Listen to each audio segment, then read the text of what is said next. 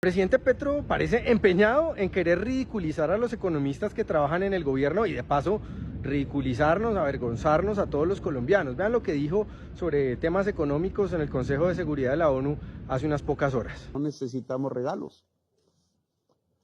Y veo dos métodos que se han propuesto desde el gobierno colombiano que serían claves si se destinan a los tres ejes del Acuerdo de Paz del 2016. La reforma agraria, la inclusión territorial y el sistema único de verdad, justicia y reparación. Uno, que nos quiten el riesgo en el endeudamiento de Colombia. ¿Qué es esto? ¿Esto tiene algún sentido? ¿Es posible simplemente eliminar el riesgo de la deuda colombiana? Para entender por qué es tan absurdo, pensemos que generalmente los estados gastan más dinero del que reciben por vía impuestos, por ejemplo. Y para gastar más de lo que reciben en un año, pues uno de los métodos que tienen para financiarse, para cubrir ese hueco, ese déficit, es acudir a la deuda. Emiten deuda, usualmente en forma de bonos. No van a un banco a la ventanilla a pedir un crédito rotativo o a pedir un crédito de libre inversión, porque estamos hablando de miles de millones de dólares.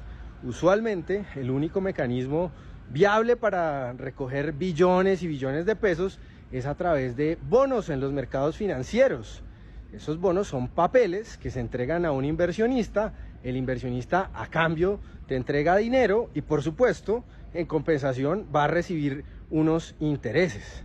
Usualmente esos bonos son pagaderos en plazos de años, no es que nos presten plata en enero para devolverla en marzo o en febrero o a mitad de año, nos prestan plata a 5, 10, 20, a veces décadas de plazo en el futuro.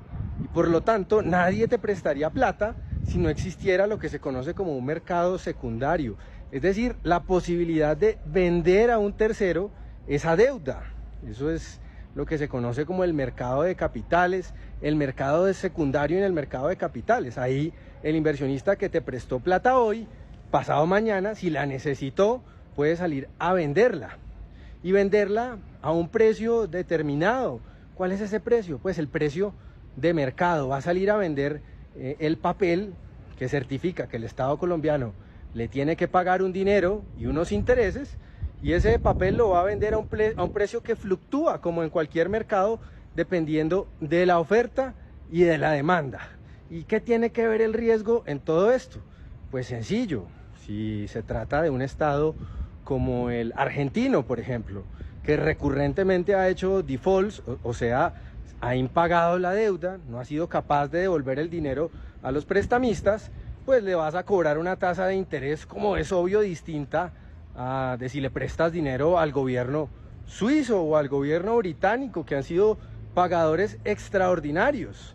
Si le prestas plata al Estado colombiano, pues no le vas a prestar a la misma tasa que al gobierno de Estados Unidos, al de Canadá o al de Nueva Zelanda, porque son economías diferentes, porque tienen comportamientos diferentes y sobre todo por el asunto del riesgo, porque es más riesgoso prestarle a Colombia que prestarle a Australia o a Estados Unidos. Son estados pues que tienen unas economías mucho más relevantes que la nuestra y que sobre todo tienen un comportamiento del fisco pues más serio.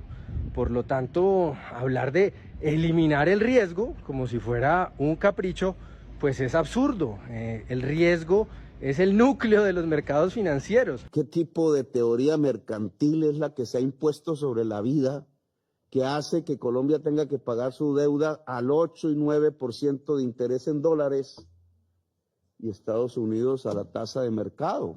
Ningún prestamista estaría dispuesto a prestarle al Estado colombiano a la misma tasa que a Estados Unidos, por ejemplo. Pues si están a la misma tasa, ¿por qué voy a asumir más riesgo de impago en un estado como el de Colombia, que ha sido fiscalmente irresponsable, que no tiene bajo su control, por ejemplo, el dólar, la moneda más importante del mundo, y que además está cada vez en problemas financieros más y más complicados y con una economía estancada? Pues no le voy a prestar a la misma tasa, se la voy a prestar a una tasa superior para tener una compensación de ese riesgo adicional que estoy corriendo. Eso es normal. Eso no se puede eliminar. Eliminarlo de tajo, querer igualar las tasas a la topa atolondra, que es lo que propone Petro, pues equivaldría a que nadie te querría prestar dinero. O piénsalo de una manera más sencilla, un banco no le va a prestar a la misma tasa al señor Luis Carlos Sarmiento Angulo que a una persona que va a pedir a un microcrédito. La probabilidad de impago de la persona que adquiere un microcrédito, que tiene una microempresa, que tiene dificultades financieras, probablemente pues es mucho mayor que el del personaje, uno de los personajes más ricos del país, que tiene un gran patrimonio para respaldar esos créditos. El riesgo es distinto. Lo mismo pasa con los países. El riesgo es el corazón de los mercados financieros y no tiene ningún sentido querer eliminarlo. Eliminarlo sería cerrarle a Colombia, o querer igualar esas tasas sería sacar a Colombia de los mercados financieros y por lo tanto restringir o imposibilitar el financiamiento del Estado. Por lo tanto, esto no tiene ningún tipo de sentido. De ese tamaño es el delirio del presidente, de ese tamaño es el ridículo que están pasando sus asesores económicos, a quienes o no escucha, o los escucha mal, o definitivamente son absolutamente incompetentes, porque esto es una vergüenza. Este discurso del presidente en uno de los foros más importantes del planeta es una absoluta vergüenza para todos los contribuyentes y los ciudadanos de este país.